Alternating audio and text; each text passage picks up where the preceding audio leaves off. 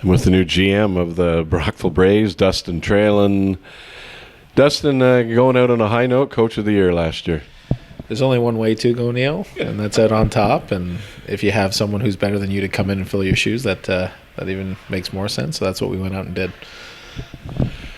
GM capacity this year, put together a team, a lot of players that haven't played Junior A before, but have winning pedigree. That's what we went for. The biggest trait that we looked for in the offseason with our players was character. It's being tested right now. Obviously, it's not the start that we wanted. We've had some really good games. We've had some games that are forgettable, but hopefully the character starts to kick in here and we're able to put some wins together.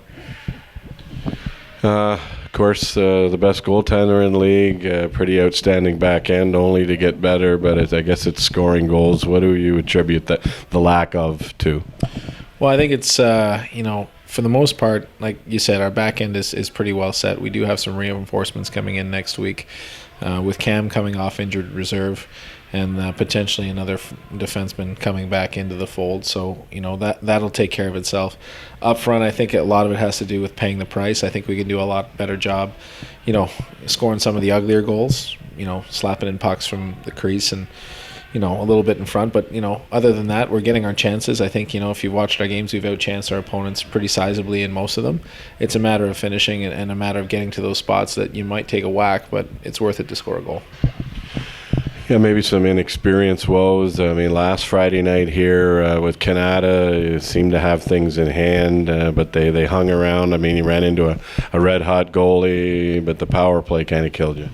Well, it was, Canada has come a long way, obviously, and they're not the team that they were even last year. Same thing in Gloucester. It was a very emotional night for them with the sale of their team.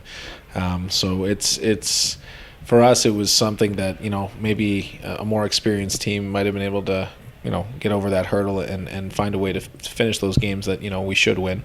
But at the same time, it was a learning experience, both of the games for the boys. And we're hoping that translates into a serious effort tonight. Of course, you're familiar with the 73s and the Braves last year. The 73s teams looks like it's got a pretty sound nucleus.